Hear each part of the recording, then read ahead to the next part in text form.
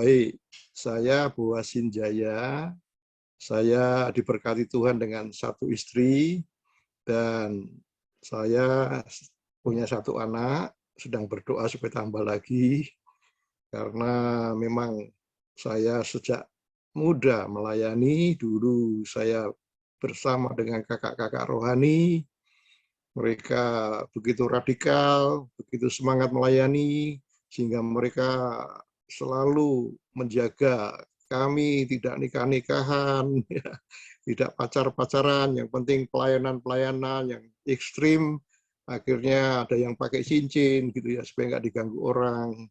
Nah, saya semangat juga melayani seperti itu. Namun yang berkata tidak nikah-nikahan sudah pada nikah, akhirnya saya ketinggalan Bapak Ibu Saudara. Baru saya menikah 9 tahun yang lalu ya.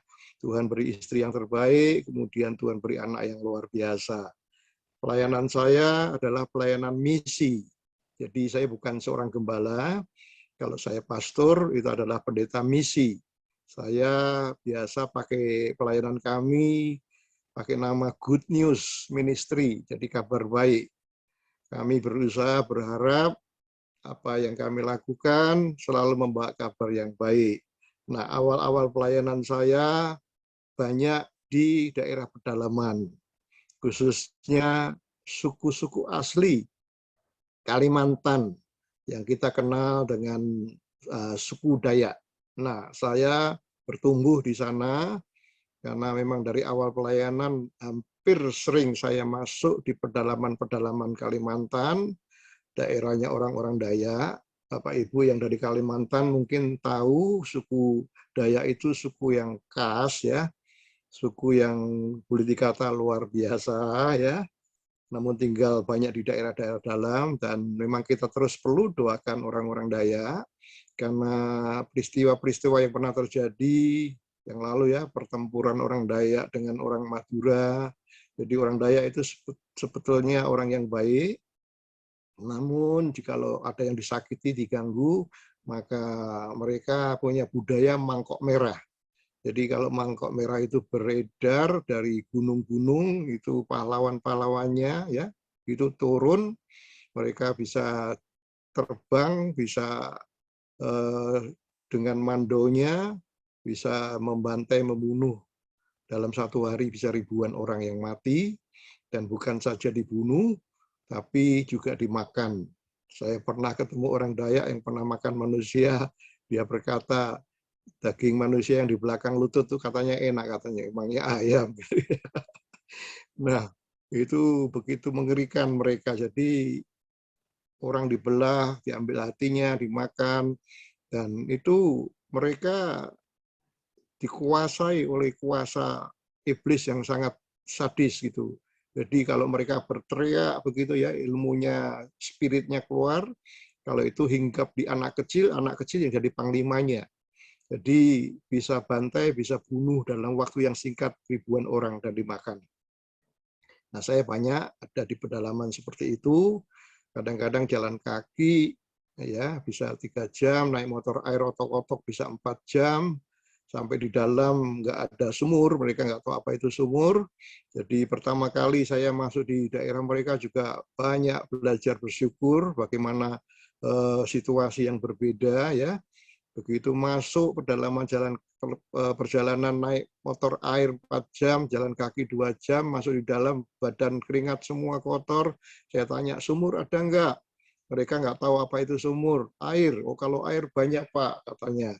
Lalu saya dibawalah ke sungai yang tidak terlalu dalam, tidak terlalu lebar, sepinggang gitu sungainya, tapi warna sungainya seperti Coca-Cola, Bapak Ibu.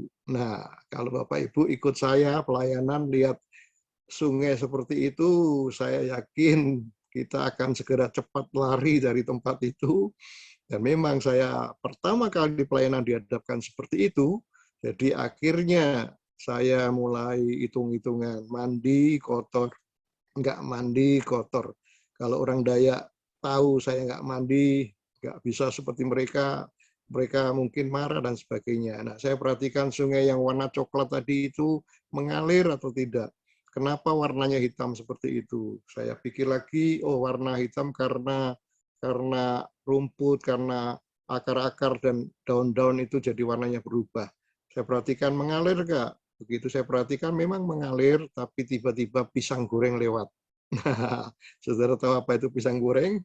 Akhirnya saya langsung berdiri dan saya tidak jadi mandi.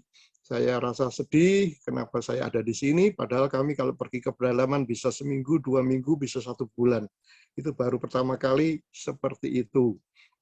Nah, akhirnya saya kembali di pastori, matahari sudah mau tenggelam, tiba-tiba mendung. Mendung dan Tuhan itu sangat baik. God is good. All the time, God is good. Katakan sama-sama, Tuhan itu baik. Amin. Ya, akhirnya gerimis Bapak Ibu. Saya senang sekali nggak jadi mandi di sungai, gerimis. Di Jawa saya nggak pernah hujan-hujanan. Kali ini ada gerimis. Jadi saya masuk di pastori pakai celana pendek, buka baju. Akhirnya mandi, kamar mandinya gede sekali, showernya dari atas. Wah, sukacita saya. Saya sabun semua badan saya, sementara badan saya penuh dengan sabun, tiba-tiba hujannya berhenti. Nah, itu yang terjadi. Saya tunggu dari atap, tes gitu ya. Gimana ini Tuhan? Tapi memang Tuhan itu baik ya, sedang melatih hambanya untuk belajar bersyukur. Akhirnya gerimis lagi dan saya rasa segar, bersih. Dan ibadah mulai malam, kira-kira jam 9, setengah 10, satu persatu dari daerah-daerah pakai lampu pompa, lampu obor, dan sebagainya. Malam itu berkumpul, Tuhan bekerja dengan sangat indah. Banyak yang dilawat Tuhan itu yang menghibur hati saya. Nah, belum lagi makanannya. Orang Dayak punya makanan yang khas namanya tempoyak. Ada orang Kalimantan di sini. Tempoyak itu adalah durian yang sudah disimpan dalam bambu selama 1 tahun, campur dengan udang atau ikan. Nah, saudara bisa bayangin, durian saja bagi yang nggak suka, pasti bau-baunya aja sudah membuat pening kepala. Nah, ini durian disimpan dalam bambu, campur udang, simpan 1 tahun, nah itu makanan khasnya mereka. Nah, saudara bisa bayangkan, jadi makanya lewat kesaksian ini doakanlah para misioneri ya, yang pergi ke daerah-daerah, mereka harus menghadapi alamnya yang berbeda, makanan yang berbeda, bahasa yang berbeda, budaya yang berbeda. Nah, namun dari pengalaman saya itu, Tuhan makin mengajar saya untuk bagaimana bersyukur, makin juga bisa mengasihi orang karena satu jiwa berharga. Nah, dari situ saya berkali-kali ke pedalaman, baik di Kalimantan, lalu menyebar sampai ke seluruh Indonesia, kemudian dari Kalimantan Barat, Kalimantan yang lainnya, kemudian sampai ke Indonesia Timur, sampai ke daerah Barat, sampai ke Papua, dan Tuhan luar biasa, lalu bawa saya dari bangsa ke bangsa. Nah, saya seorang misioneri yang memang hidup bersama Tuhan, tidak ada sponsor yang khusus, namun sampai pada hari ini, saya sudah pergi kurang lebih 40 negara di seluruh dunia. Berikan tepuk tangan buat Tuhan. Luar biasa Tuhan kita. Kemanapun saya bisa pergi dan Tuhan selalu siap sediakan. Bahkan luar biasanya, saya ingin punya kontak di Vietnam misalnya. Saya nggak ada kontak di Vietnam. Pertama kali saya pergi sendiri, saya doa, minta ada gereja yang bisa ada hubungan dekat dengan kami. Kami pergi sendiri, lalu bawa teman, beberapa teman, dan terus sampai suatu hari saya bawa 20 orang ke Vietnam. Nah, kami masih berdoa buat Vietnam dan nginjil di depan-depan tempat-tempat turis itu ada banyak anak-anak jalanan ya. Kita nginjilin mereka karena mereka itu pintar-pintar bahasa Inggris kalau orang-orang turis di situ. Akhirnya kita ganti namanya, kamu namanya John, kamu namanya ini, kita injili. Nah, akhirnya cara Tuhan membuka pintu pun luar biasa. Setelah saya bawa orang lebih banyak lagi, akhirnya kami di Vietnam tuh kalau Bapak Ibu belum pernah ke Vietnam, saya sarankan ya ke Vietnam, itu makanannya enak, semua murah. Ya. Kami 20 orang pergi ke satu restoran yang sangat besar di Vietnam, itu ngantri masuknya. Itu sangat gede ya, bisa ratusan orang makan di situ. Setelah kami ngantri, dapat meja, kami pesan makanan. Nah, setelah makanan disampaikan, disidangkan tiap meja karena kami ada 20 orang ya, berapa meja. Nah, sebelum kami makan kami berdoa. Ketika kami berdoa mau makan, begitu amin saya didatangi seorang orang muda dari Vietnam. Begitu saya amin, ini teman satu meja itu ada ya 10-an kurang lebih ya. Tapi yang didatangin justru saya, Bapak Ibu. Amin, begitu. Kalau orang Vietnam ini berkata, "Are you Christian?" Saya berkata, "Yes." Terus dia tanya, "Dari mana kamu?" Saya bilang, "Dari Indonesia." Oh, begitu dengar Indonesia, senang dia. Lalu dia berkata, "Saya juga Kristen." Nah, sejak itu sampai hari ini, itu jadi teman baik saya. Jadi kalau kita ke Vietnam, pelayanan di gereja-gereja, sampai di Kamboja, dia pintunya. Nah, bukankah Tuhan luar biasa? Amin. Nah, itulah pelayanan saya. Jadi dari pedalaman sampai ke bangsa-bangsa. Dan kami punya link, punya jaringan misi kurang lebih ke 40 negara. Dan paling banyak saya pergi ke Korea. Jadi setiap tahun pun saya bawa pendeta Indonesia ke Korea. Nah, itu sedikit perkenalan saya. Itu akan pelayanan kami, karena kami adalah channel ya, tempat untuk bermitra, untuk membantu gereja-gereja dari gereja manapun juga. COC ini juga sama ya, membantu jadi mitra gereja-gereja. Jadi lewat Bu Yeni, lewat Pak Yanwar, Pak Frans, kita rindu Bapak Ibu dari gereja manapun diberkati lewat COC. Baik, itu perkenalan saya, maaf panjang, kita mengalir saja. Baik, saya akan coba share screen ya.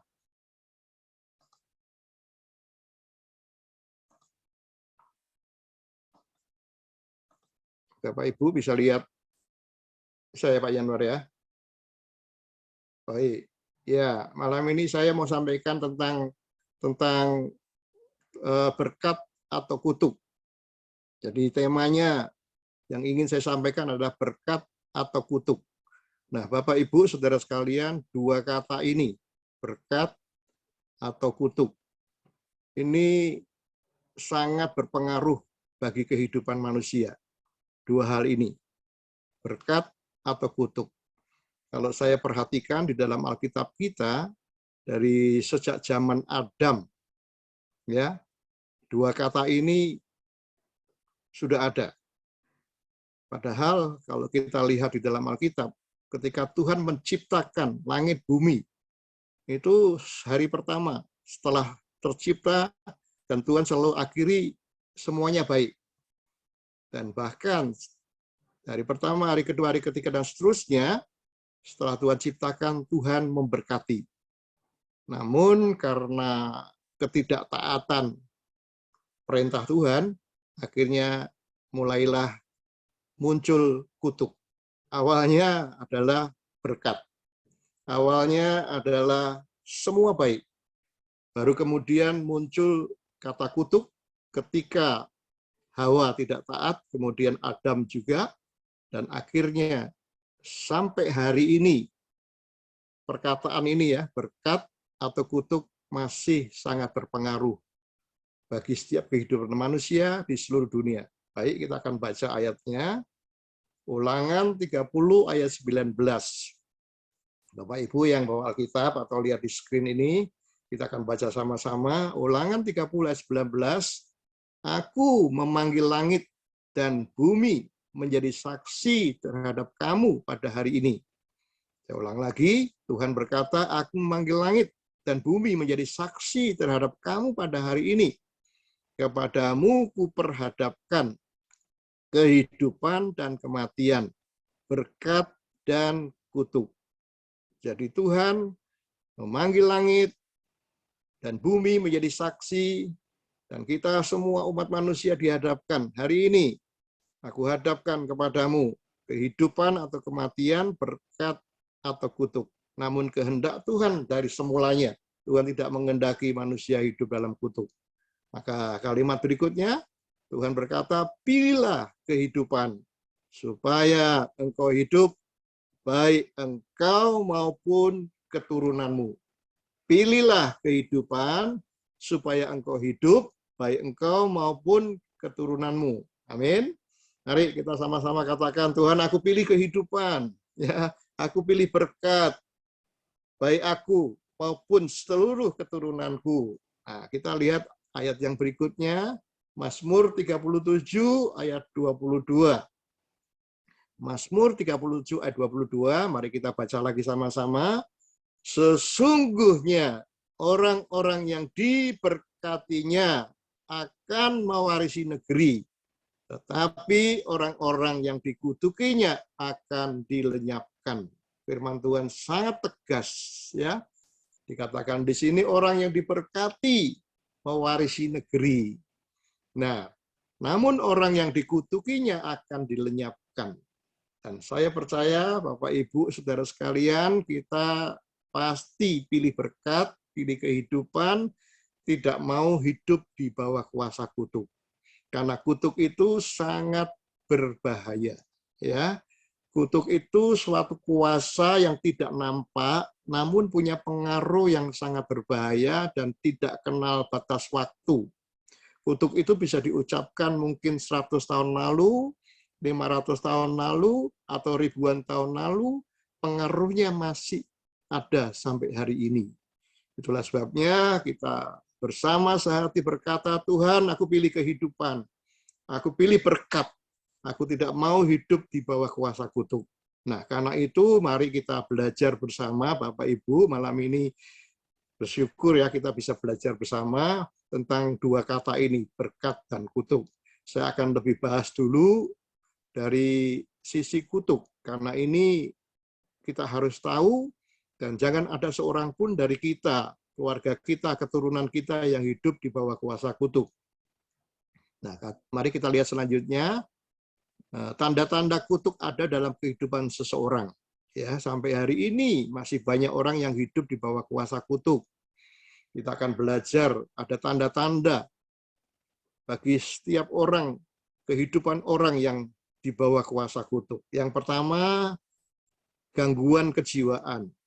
Jadi ada gangguan kejiwaan atau emosional yang tidak stabil, gampang meledak-meledak, kemarahan yang tidak terkendali, ya, stres berat, mengalami emosi yang tidak baik. Nah, saya tidak akan uraikan panjang lebar, namun jikalau ada orang yang ada kegangguan jiwa atau emosinya yang tidak bisa terkontrol dan sebagainya, cepat cari hamba Tuhan, didoakan supaya dipulihkan. Lalu yang kedua, penyakit yang bersifat ganjil dan juga penyakit keturunan. Nah, ini tanda-tanda orang yang masih dikuasai oleh kutuk. Misalnya, ada penyakit-penyakit yang memang dokter nggak tahu itu penyakitnya apa, tapi hidupnya sakit, susah, menderita. Ada juga penyakit yang disebut keturunan. Kalau ada keluarganya yang mati kanker, terus anaknya, terus cucunya, hampir semua keluarganya di dalam keturunannya itu semua pada mati muda dan kanker.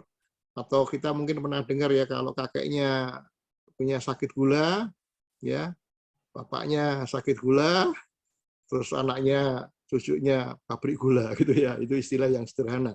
Nah, itu penyakit-penyakit yang sebetulnya harus dipatahkan, ya. Jadi turun-temurun, ada sesuatu yang ganjil. Nah, itu kalau ada orang-orang yang mengalami seperti ini, yang aneh di dalam hidupnya, keluarganya, atau yang sedang dialami, cepat-cepat Bapak Ibu, tolak itu semua, ya. Jangan, Tuhan aku mau pilih kehidupan, jangan pilih kutuk, kita tolak itu kutuk. Kemudian yang ketiga, cacat mental, ya. Jadi cacat fisik, mentalnya cacat, jadi dia mengalami mental yang pokoknya Bapak Ibu pasti tahu ya, cacat mental itu seperti apa, cacat fisik. Dan memang tidak semua orang yang sedang mengalami stres atau mengalami penyakit, tidak semuanya itu kutuk, ya.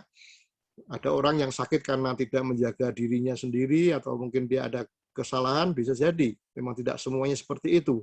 Cacat mental, juga cacat fisik, mungkin bukan juga karena kutuk, karena mungkin salah obat waktu hamil dan sebagainya. Baru yang keempat, itu kelainan seksual. Nah, Bapak Ibu, kalau kita bahas tentang kelainan seksual ini sebetulnya sangat luas ya, namun seringkali orang hanya simpel taunya antara laki dan perempuan. Sebetulnya kelainan seksual itu seperti homoseks, ya, lesbian, ada juga yang disebut itu apa, sadisme seks, ya. Bapak Ibu kalau lagi pacaran ketemu, wah gagah, ganteng gitu ya, oh itu cantik dan sebagainya, namun setelah menikah baru ketahuan. Nah, saya pernah mendoakan orang di satu negara, itu hanya lewat telepon, Dia seorang Indonesia, dia menikah dengan orang asing, namun dia menderita di situ. Dia harus melakukan hal-hal yang harus diikuti dari itu orang. Dan akhirnya pertanyaannya, boleh cerai enggak gitu ya. Nah, ini yang kita sulit menjawab. Seringkali orang berkata boleh cerai enggak. Kalau saya tanya, saya bilang saya tidak menyetujui orang bercerai. Namun Bapak Ibu, Saudara sekalian, kita harus lihat kasusnya. Saya punya seorang teman itu sekarang menjadi seorang hamba Tuhan. Dia kalau sama suaminya karena kelainan seks tadi ya dipukul, dihajar, diinjak, mau dibunuh seperti itu. Tiap hari ketemunya begitu. Bagaimana kira-kira? Kalau kita sebagai seorang pendeta, hamba Tuhan, atau kita sebagai warga dalam rumah itu, dihadapkan seperti itu. Nah, ini kutuk yang memang harus dipatahkan. Jadi memang kita harus jeli, kita harus betul-betul tanya Tuhan, apa yang harus kita lakukan, dan memang kutuk yang kelainan seperti ini memang tidak mudah dipulihkan. Orangnya itu harus betul-betul bertobat, betul-betul percaya Tuhan, betul-betul menyerahkan hidupnya kepada Tuhan, dan bagi Tuhan tidak ada yang mustahil, bisa dipulihkan. Nah, kemudian yang kelima, selalu mengalami kegagalan. Memang tidak semua kegagalan itu karena kutuk. Tuhan izinkan kita gagal supaya nggak sombong, ya, setuju? Amin. Tuhan izinkan kita gagal supaya kita lebih banyak belajar tahu bagaimana bersyukur. Namun yang saya maksudkan di sini gagal selalu gagal. Kerja gagal, sekolah gagal, pacaran gagal, berumah tangga gagal, selalu gagal dan gagal dan gagal. Nah, orang-orang yang seperti ini ada di bawah kuasa kutuk. Perlu didoakan secara khusus. Lalu yang keenam, kehidupan rumah tangga yang hancur. Nah, ini sekarang ini banyak rumah tangga keluarga yang sedang mengalami masalah. Mari kita jaga keluarga kita karena berkat Tuhan itu selalu berhubungan dengan keturunan. Ya, jadi Bapak Ibu, saya pernah baca sebuah artikel keturunan orang benar yang diberkati dengan keturunan orang yang tidak mengenal Tuhan, yang hidup tidak benar. Itu dari hasil sekian banyak keturunannya. Orang benar tadi keturunannya orang gagah perkasa semua, hebat semuanya, seperti Obed Edom dalam Alkitab. Anak cucunya gagah perkasa, terkenal di antara bangsa-bangsa. Nah, keluarga yang dikutuk tadi, yang hidup dalam kutuk, itu anak-anaknya wah kasus semuanya, narapidana, jadi pelacur, masuk penjara, jadi mafia, dan keluarga mereka hancur. Ada yang mereka hidupnya berkali-kali menikah dan sebagainya. Cerai, nikah, cerai, dan nikah. Itu berkali-kali seperti itu hancur hidupnya. Nah, kalau ada yang seperti itu dari keluarga-keluarga yang alami seperti itu perlu didoakan secara khusus supaya Tuhan lepaskan dari si jahat. Lalu yang ketujuh, selalu hidup dalam kekurangan, hidup dalam kemiskinan. Memang tidak semua orang kurang, tidak semua orang miskin itu karena kutuk. Namun memang Tuhan izinkan itu, Tuhan proses itu. Namun Bapak Ibu, kalau terus-menerus keadaannya seperti itu, dari turun-temurun begitu terus, nah itu tanda-tanda orang yang kena kutuk. Saya pernah baca bukunya Derek Prince, ini seorang hamba Tuhan yang luar biasa. Di bukunya ditulis ada seorang hamba Tuhan yang selalu kurang hidupnya. Awalnya hamba Tuhan ini bersyukur, Tuhan masakan aku nggak mau terima kekurangan ini. Tuhan sedang proses aku.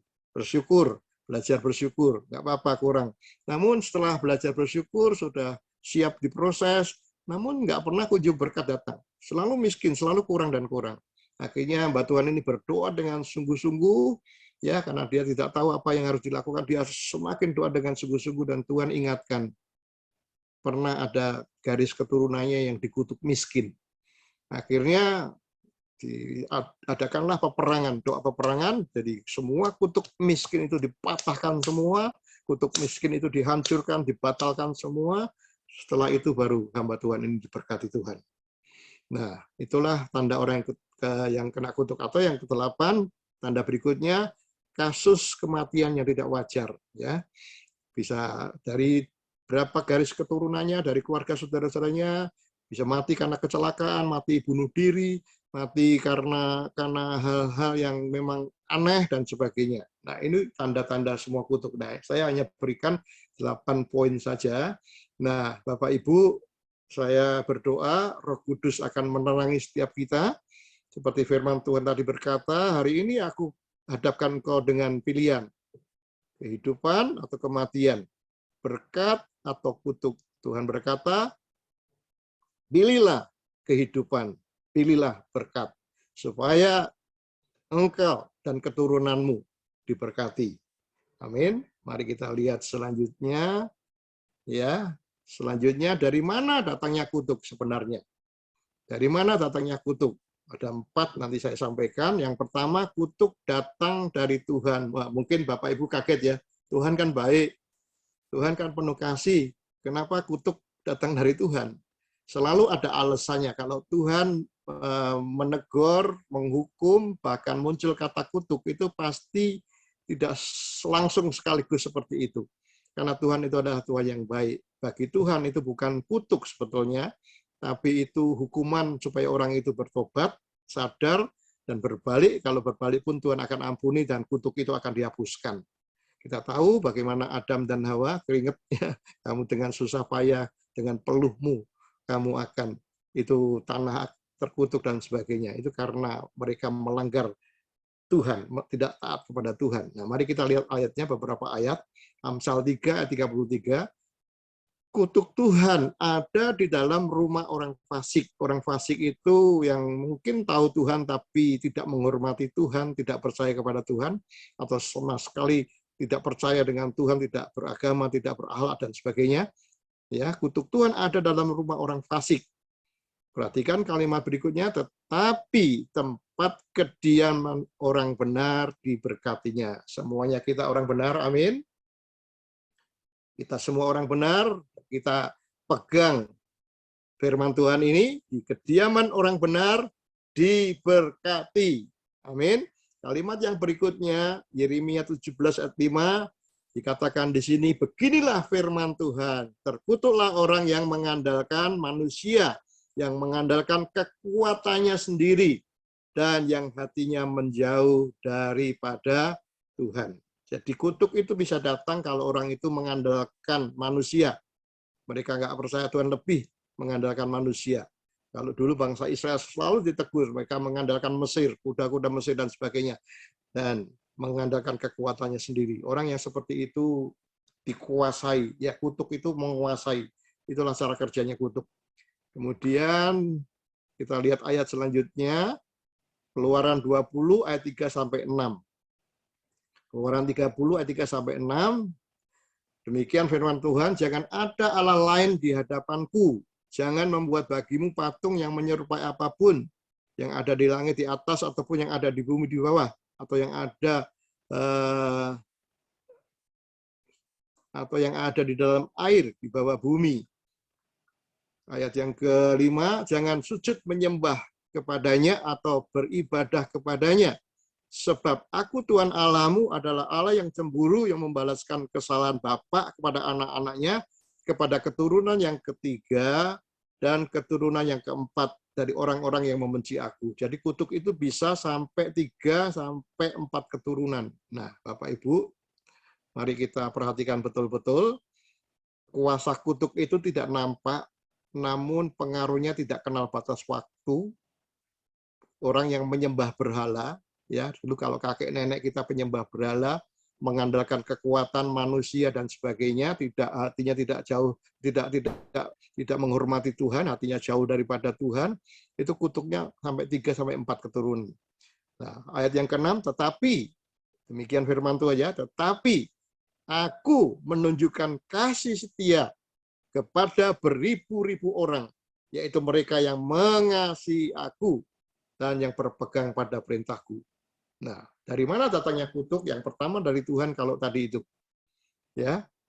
Orang fasik, orang yang tidak menghargai Tuhan, kemudian penyembah berhala, lalu kemudian kalau kita lihat di sini kutuknya sampai 3-4 keturunan. Itu yang pertama. Nanti kita akan berdoa cara mengatasi kutuk, karena kutuk sangat berbahaya. Kalau kutuk dipatahkan, berkat Tuhan akan dicurahkan atas kita. Kemudian yang kedua, dari manakah datangnya kutuk? Yang kedua, kutuk datang dari orang yang punya otoritas atau pemimpin. Dalam satu keluarga, otoritas pemimpin ayah, ibu, ya, anak-anak. Oleh sebab itu Alkitab berkata, hormatilah ayah dan ibumu, supaya lanjut usia, panjang umurmu di bumi. Nah, itu dalam rumah. Namun tidak semua rumah tangga yang harmonis. Ada juga nanti kita akan lihat orang tua yang suka ngutuk anaknya. Atau pemimpin otoritas itu di dalam satu negara, ya, pemimpin-pemimpin di atas atau dalam satu gereja, ya, gembala dan di atasnya. Nah, Bapak Ibu, hari ini ada juga baik orang luar dunia masih suka serapah, mengutuk dan sebagainya, bahkan dalam keluarga pun bisa, bahkan pemimpin gereja pun bisa, ya. Saya pernah dengar seorang hamba Tuhan yang berkata, kalau nggak mau dibina, mau dibinasakan, katanya. Itu ucapan kata seorang pendeta. Waduh, sayang ya. Nah, Bapak Ibu, jadi kutuk datang dari orang yang punya otoritas atau pemimpin. Kalau Bapak Ibu pernah dikutuk orang yang di atas, ya, punya otoritas, perlu didoakan secara khusus, Tuhan bisa membebaskan, melepaskan. Nah, kita lihat ayatnya. Contoh yang pertama, Daud. 2 Samuel 1 ayat 21. Daud ini seorang pemimpin, ya. Mari kita baca. Demikian firman Tuhan, hai gunung-gunung Gilboa, jangan ada embun, jangan ada hujan di atas kamu. Hai padang-padang pembawa kematian, sebab di sanalah perisai para pahlawan dilumuri, perisai Saul yang tidak diurapi dengan minyak. Nah, ini terjadi peristiwanya waktu pada zamannya Daud, ketika itu pertempuran perperangan antara Israel dengan orang Filistin, dan akhirnya Saul yang berubah setia, Saul yang tidak taat akhirnya meninggal di situ. Namun Daud itu luar biasa, ya, loyalnya, hormatnya kepada Saul, sampai ketika Saul mati, Yonatan mati, Daud dalam kesedihannya mengutuk itu karena matinya di Gilboa, sekitar Gilboa. Itu diucapkan kira-kira 3.000 tahun yang lalu. Sampai hari ini pengaruhnya masih ada, Bapak Ibu. Betapa bahayanya kutuk. 2019 saya pergi ke Israel. Tim kami itu tour leadernya asli orang Yahudi. Suatu saat dalam perjalanan itu melewati yang namanya Gilboa ini. Ketika saya ingat ayat ini, saya tanya sama tour leadernya, bagaimana, apakah sampai hari ini itu tempat masih kering? Dan tour leadernya orang Israel, tinggal di Israel, berkata, ya Pak, masih kering. Itu kutuk yang diucapkan pemimpin seorang yang namanya Daud. Nah, saudara bayangin betapa berbahayanya kutuk. Namun kita tidak perlu takut, ya, kutuk tanpa alasan tidak akan kena. Nanti saya akan tunjukkan ayatnya. Lalu contoh yang kedua, Rasul Paulus, seorang rasul, ya, yang hebat. Mari kita baca tulisannya, ya. 1 Korintus 16 ayat 22. Ini yang ditulis Paulus. Siapa yang tidak mengasihi Tuhan, terkutuklah ia. Maranatha. Wah, serem, ya. Hari-hari ini kalau ada orang punya masalah, hamba Tuhan ada masalah, sesama ada masalah, kadang-kadang kalau memang betul-betul orang itu salah, kita tegur saja, orang selalu ngomongnya jangan menghakimi. Ampuni, ya. Selalu begitu, itu dipakai senjata untuk membungkam orang, untuk membukakan kesalahan mereka.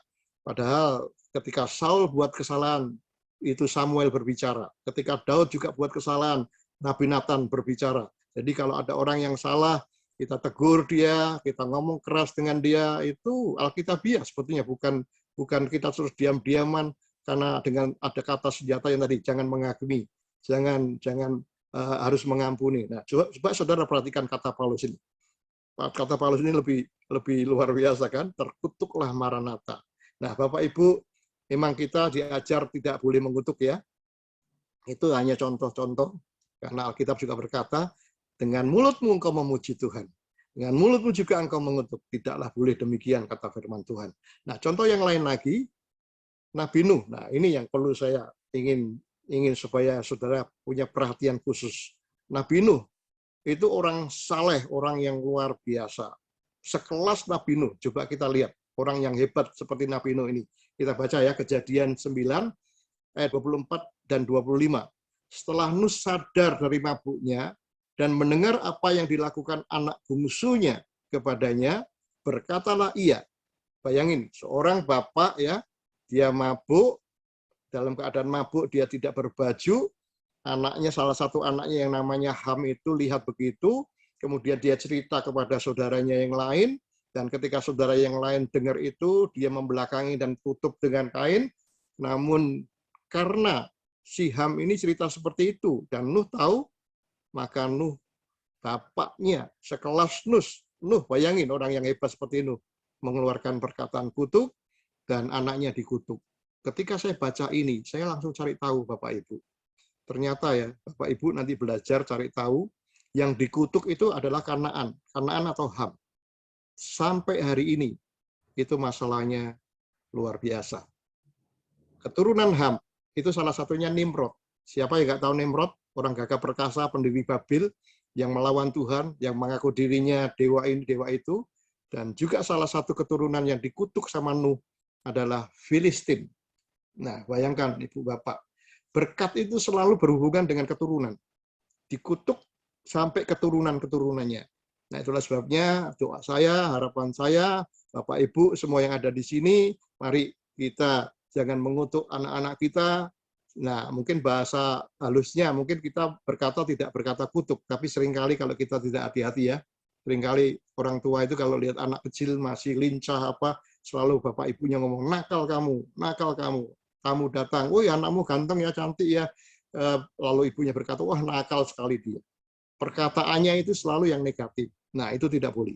Kalau ada yang selalu berkata seperti itu, atau kadang-kadang orang tua masih suka menjodohkan anaknya, karena zamannya sudah lain, sudah modern, anaknya menolak, bapak ibunya ngomong, kalau kamu nggak nurut sama orang tua, kamu akan menderita selamanya. Kamu akan rasakan kamu nanti. Kamu nggak mau dengar orang lain. Nah, Bapak Ibu hati-hati dengan perkataan kita, ya, karena pemimpin itu punya otoritas, ya.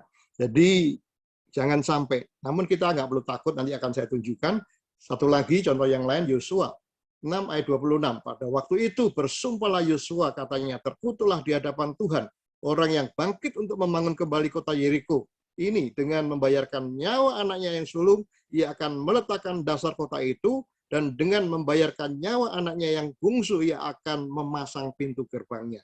Nah, itu ketika Yosua bawa bangsa Israel meneruskan Musa, begitu masuk tembok Yeriko yang dirobohkan, dan kemudian Yosua berkata, kalau ada lagi yang membangun, ada dua sekaligus yang mati, anak sulung dan bungsu. Nah, itu diucapkan Yosua ketika itu 500 tahun kemudian, Bapak Ibu. Ada seorang yang namanya Hil, itu bangun kembali Yeriko, dan dua anaknya sekaligus mati, yang bungsu dan yang sulung. Nah, Bapak Ibu, firman Tuhan yang saya sampaikan sederhana, namun kita harus tahu, kutuk itu sangat berbahaya. Jangan pilih kutuk, jangan pilih kematian, pilihlah kehidupan, pilihlah berkat. Amin. Nah, itulah sebabnya kita jangan sembarang berkata. Kalau kita sudah terlanjur berkata yang tidak baik kepada keturunan kita, atau orang di atas kita yang berkata tidak baik kepada setiap kita, perlu diselesaikan. Itulah sebabnya saya ingin menyampaikan ini, karena dalam pengalaman saya, kalau saya ngajar di training-training misi, atau di retreat-retreat, saya sampaikan kebenaran ini, banyak orang yang dilawat Tuhan, mereka ada yang manifestasi, mereka yang ada gulung-gulung, putar-putar, dan mereka sangat kasihan. Namun setelah itu, mereka mengalami kebebasan. Saya sendiri pernah mengalami ini ketika diberitakan ini, kita doa sama-sama, patahkan semua kutuk, saya rasa seperti ada sesuatu yang lepas gitu ya, dan mengalami kelegaan. Jadi Bapak Ibu, kita pilih berkat. Lalu kita lihat berikutnya, dari mana datangnya kutuk. Yang berikutnya ya, ini kita baca dulu ya, kutuk tanpa alasan tidak akan kena. Jadi kita memang hidup dalam satu keluarga, mungkin anak-anak sudah Kristen, orang tuanya belum, seringkali memaksakan kehendaknya, dan kalau anak-anak Tuhan ikut dalam keluarga seperti itu, kadang-kadang dikata kutuk dan sebagainya. Tidak perlu takut, kita baca ya, Amsal 26 ayat 2, seperti burung pipit mengirap, dan burung layang-layang terbang, demikianlah kutuk tanpa alasan tidak akan kena. Amin. Kita baca sama-sama ini, supaya kita yakin ya, tidak semua apa yang diucapkan orang lain, orang di atas kita, pendeta atau siapapun juga yang mengutuk, tidak perlu takut. Karena Alkitab berkata ini, seperti burung pipit mengirap, dan burung layang-layang terbang, demikianlah kutuk tanpa alasan tidak akan kena. Lalu Mazmur 109 ayat 28, biar mereka mengutuk. Ya, mungkin orang-orang dunia, pemimpin-pemimpin atau orang lain yang nggak suka kita, bisa menyerapah, berkata yang buruk, berkata yang tidak baik. Kita berkata, biarlah mereka mengutuk, engkau Tuhan akan memberkati. Biarlah lawan-lawanku mendapat malu, tetapi hamba-Mu ini kiranya bersukacita. Kita berikan tepuk tangan buat Tuhan. Amin. Kita hidup di tengah-tengah orang yang tidak benar mungkin, atau di antara pemimpin-pemimpin yang tidak mengasihi kita. Jangan takut. Ya, Tuhan bisa mengganti dengan berkat. Lalu kemudian dari mana datangnya kutuk? Yang ketiga, kutuk datang dari diri sendiri. Ya, bisa dari sendiri. Matius 12 ayat 36-37, tetapi aku berkata kepadamu, setiap kata sia-sia yang diucapkan, orang harus dipertanggungjawabkannya pada hari penghakiman.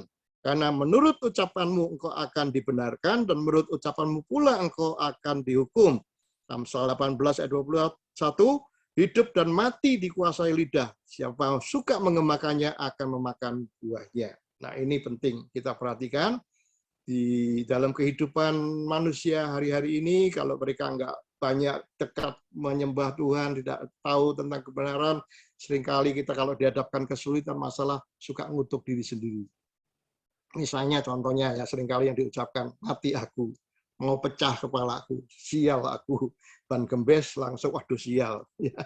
Atau mungkin kita dihadapkan hal-hal yang sulit, mati aku, ya, kata-kata yang demikian harus diganti, pecah kepalaku, ya, dan sebagainya, sial aku, itu buang perkataan-perkataan itu bukan perkataan berkat, dan masih banyak lagi, ya, seringkali orang bisa berkata yang tidak baik terhadap dirinya sendiri. Nah, itu yang ketiga. Lalu yang terakhir, kutuk datang dari setan, ya, setan tidak pernah memberkati. Kalau ada orang jadi kaya karena ada sesuatu dari mereka, itu cuma tumbal. Suatu hari pasti akan ditagih tumbalnya. Ya, baik, saya akan memberi contoh. Kutuk datang dari setan itu bisa lewat ramalan, lewat mantra, lewat apapun juga, ya.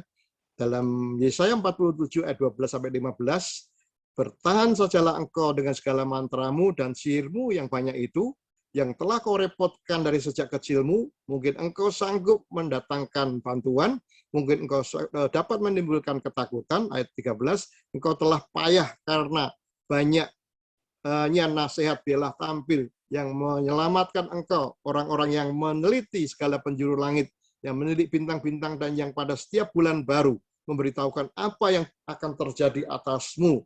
Ayat 14, sesungguhnya mereka sebagai jerami yang dibakar api. Mereka tidak dapat melepaskan nyawanya dari nyala api. Api itu bukan api bara api untuk memanaskan diri, bukan api untuk berdiam. Demikianlah faedahnya bagimu dari tukang-tukang jambi itu, yang telah kau repotkan dari sejak kecilmu. Masing-masing mereka terhuyung-huyung ke segala jurusan, tidak ada yang dapat menyelamatkan engkau. Nah, Bapak Ibu, ini sederhana saja contoh kutuk dari setan, ya. Ini berbicara tentang ramalan, tentang mantra, tentang bertanya-tanya pada ini, ya, kalau disederhanakan, ya, ini seperti perbintangan, ya. Jadi ada orang berkata, oh bintangmu Virgo, bintangmu Leo, bintangmu ini, nanti ini tandanya ini, itu bukan dari Tuhan. Hati-hati, tidak ada yang bisa menyelamatkan. Dan biasanya mantra ramalan itu selalu ada tumbalnya. Umur 17 ada seorang anak 17 tahun, ya, bunuh diri karena kutuk ini, karena ramalan ini. Dan kemudian selalu umur 40 kamu akan kaya raya, tapi 50 kamu mati. Nah, itu saudaraku, itu dari setan semuanya.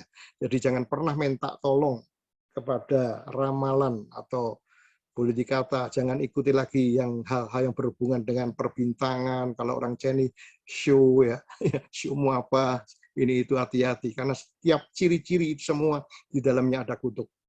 Nah, itu dari mana datangnya kutuk? Kutuk datang dari satu, Tuhan, tadi kita sudah dengar, dua, dari orang yang punya otoritas, tiga, dari diri sendiri, empat, dari kutuk. Bagaimana kita mengatasinya? Mari, bagaimana bebas dari kuasa kutuk? Satu, puji Tuhan, kita harus terima Yesus Kristus sebagai Tuhan dan Juru Selamat. Banyak orang percaya Yesus, banyak orang beragama Kristen, belum tentu mereka sungguh-sungguh mengikut Tuhan dengan benar. Itulah sebabnya bagi Bapak Ibu, siapapun dari manapun, mari kita sungguh-sungguh menyerahkan hidup kita kepada Tuhan Yesus. Alami kasih anugerahnya, alami berkatnya, alami lawatannya. Karena kalau kita lihat di dalam kitab Lukas 1, itu pada waktu Tuhan Yesus mau lahir, Tuhan kirim malaikat berbicara kepada Maria. Nah, peristiwa yang sama juga, seorang malaikat juga datang kepada Sakaria dan Elisabet. Nah, isinya dikatakan di situ, ketika Sakaria itu dalam keadaan dapat berita seperti itu, dia bernubuat, ya. Nubuatnya isinya Tuhan melepaskan umatnya, ya. Dilepaskan dari tangan musuh, dilepaskan dari tangan musuh. Jadi, saudara, Bapak, Ibu, kalau kita percaya Yesus Kristus sebagai Tuhan dan Juru Selamat, kita hidup mengikut Dia, sungguh-sungguh mengasihi Dia, maka mari kita lihat ayatnya, Galatia 3, 13-14, kita baca sama-sama. Kristus telah menebus kita dari kutuk hukum Taurat dengan jalan menjadi kutuk karena kita. Sebab ada tertulis, terkutuklah orang yang digantung pada kayu salib. Kalimat berikutnya, Bapak Ibu yang bawa Alkitab, baca keras-keras sama-sama.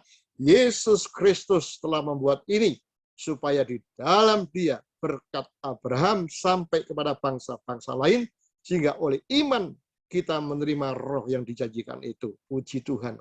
Yesus digantung di kayu salib untuk menebus dosa kita, untuk menghapuskan segala kutuk-kutuk yang pernah terjadi. Itulah sebabnya kita selalu ingat korban Kristus, kita selalu minta darah Kristus, karena lewat Tuhan Yesus kita bisa dibebaskan. Lalu yang kedua, bagaimana kita bisa bebas? Yang kedua, hidup dalam kebenaran firman Tuhan. Jadi tidak cukup hanya menjadi orang Kristen, tidak cukup hanya percaya Tuhan, kita harus menjadi pelaku-pelaku firman. Mari kita baca Yohanes 8 ayat 31-32. Maka kata Yesus kepada orang-orang Yahudi yang percaya kepadanya, jikalau kamu tetap dalam firman-Ku, kamu benar-benar adalah murid-Ku, dan kamu akan mengetahui kebenaran, dan kebenaran itu akan memerdekakan kamu. Puji Tuhan, firman Tuhan yang kita dengar malam ini, firman Tuhan yang kita baca, firman Tuhan yang kita tahu, firman Tuhan yang kita hidupi, itu akan memerdekakan kita. Berikutnya, yang ketiga, hidup dalam pengampunan. Bagaimana bebas dari kuasa kutuk? Hidup dalam pengampunan. Menerima pengampunan dari Tuhan dan mengampuni sesama.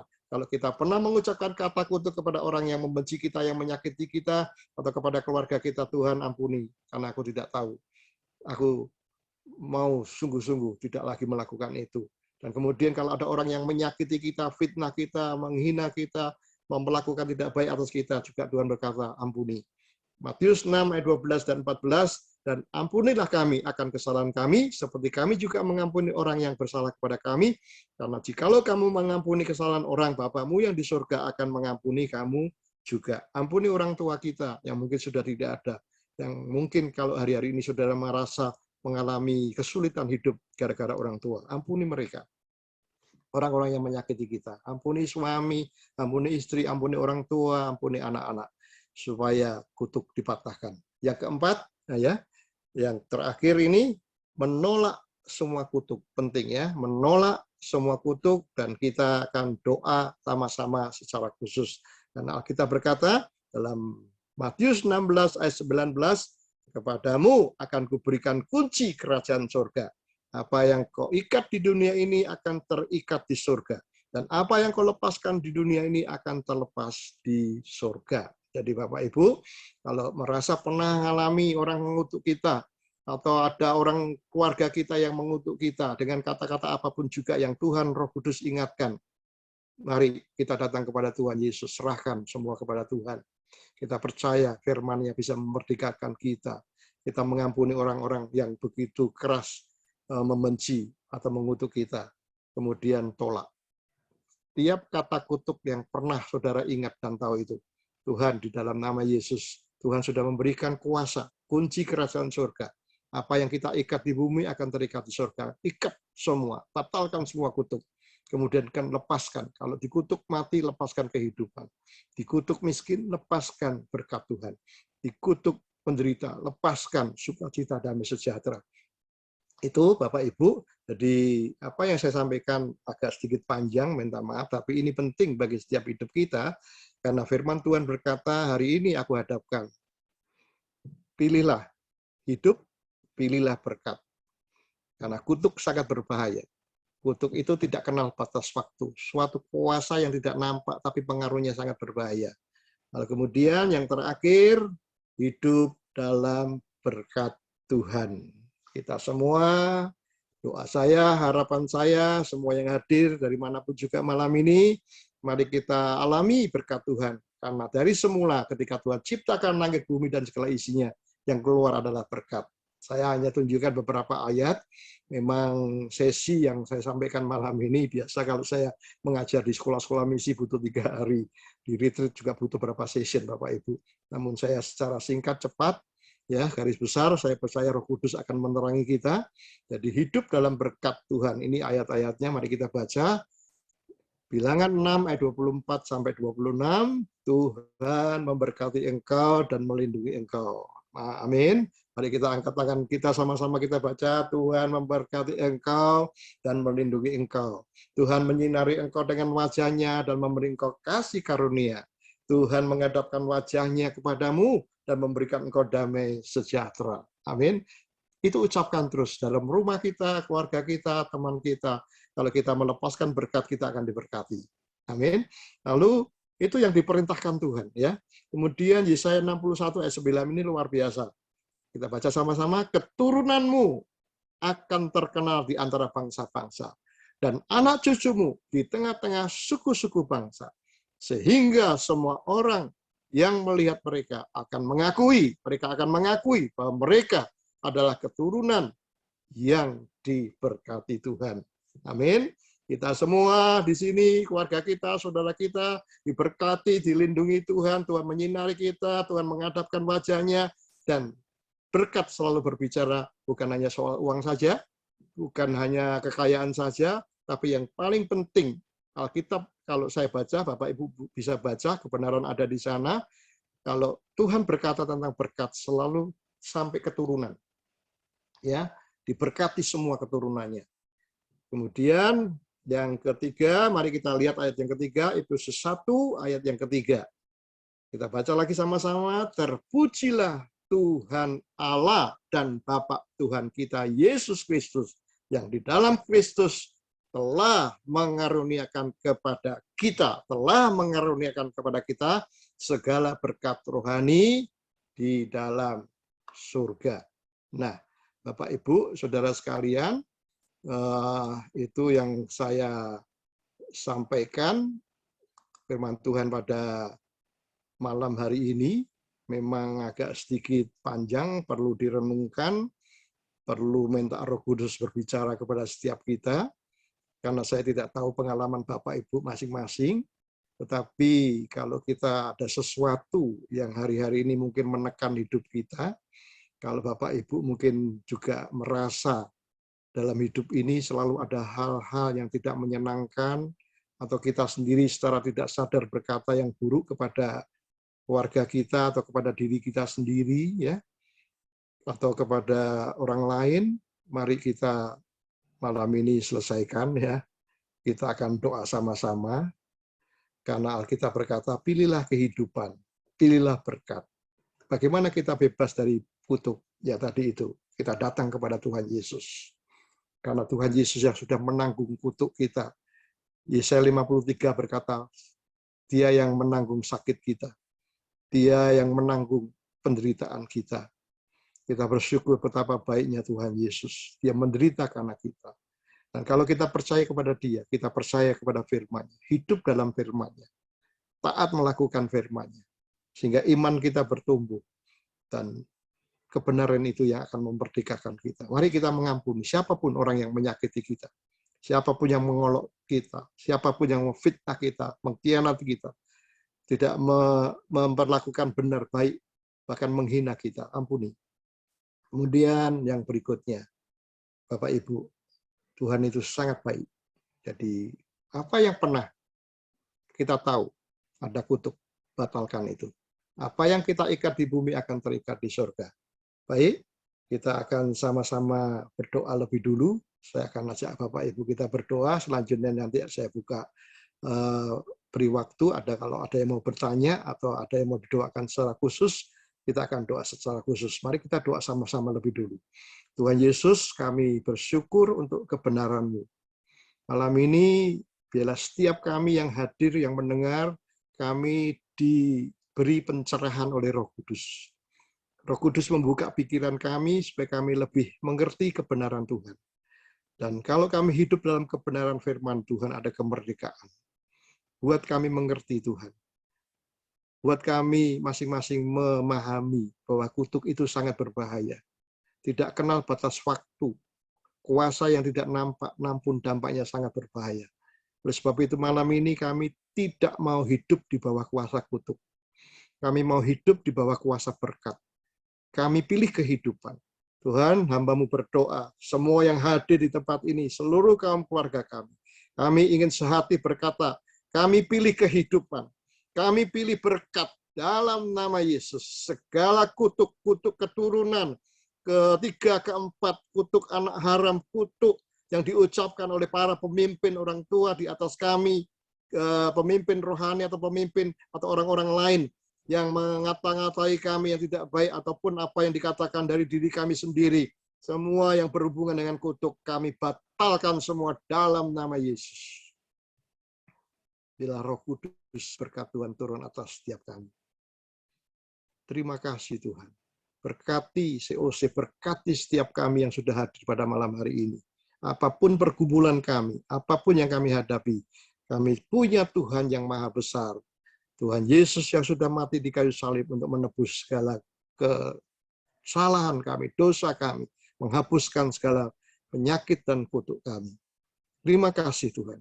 Kami mau hidup dalam berkat, diberkati setiap kami dengan berkat yang terbaik. Di dalam nama Tuhan Yesus Kristus kami berdoa. Mari katakan sama-sama. Amin. Amin.